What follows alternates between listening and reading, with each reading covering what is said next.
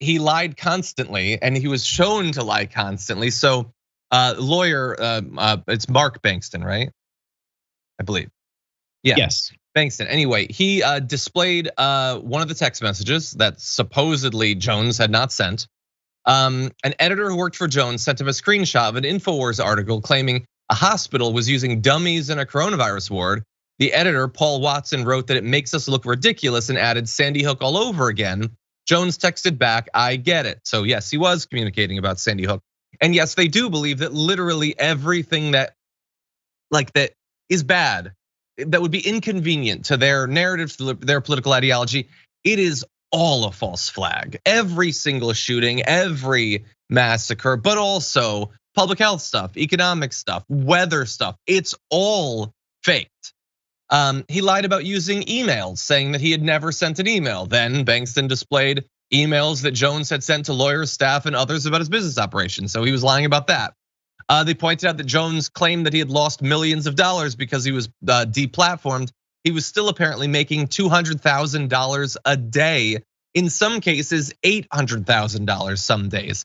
And so the estimate of him making $300 million a year is probably an overestimate, but it ain't a 100 times overestimate. He was pulling in tens, at the very least, of millions of dollars off of spreading these sorts of conspiracy theories. So a little bit of feigned brief remorse that's almost immediately turned to his own advantage to make himself look like a victim, that cannot counteract the fact that this guy has made hundreds of millions of dollars off of actively deluding people, even if it results in harassment and violence against those who've survived terrible acts of violence already.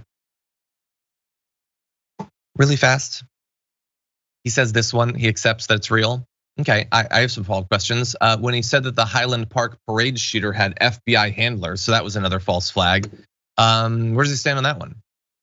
When he actively spread misinformation about the Uvalde shooter being transgender, because he's part of the right, so they have to make everything about making the transgender community look like a threat. Does he regret that one? Has he talked to the families?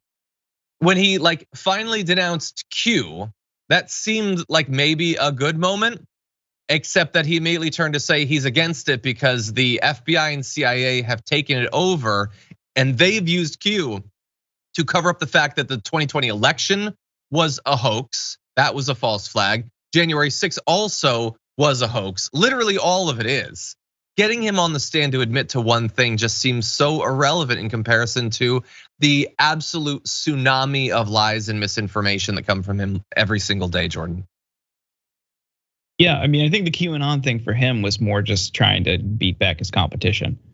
Because when it reached critical mass and became as popular as it did, he started to sour on it because it was like, hey, I'm losing my grip on these people. Like I need them back in my fold.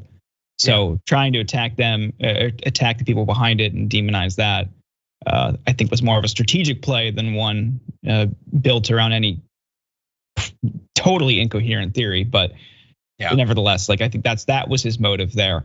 The damage he's done beyond this is just incalculable.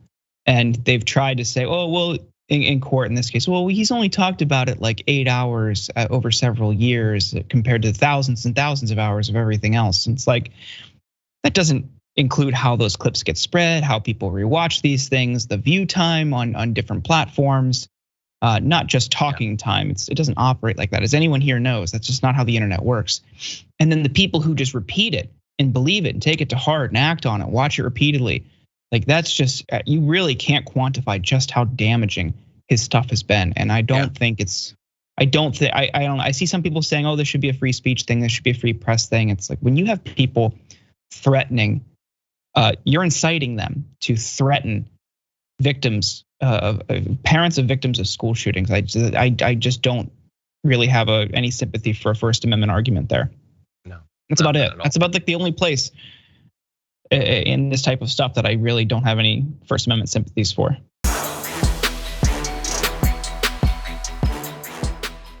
For more political news, breakdowns, interviews, stories of activism, and me trying my hardest to care about the occasional big celebrity news story, subscribe to our YouTube channel at youtube.com/thedamagereport. And you can ring the bell wherever it is so you don't miss anything.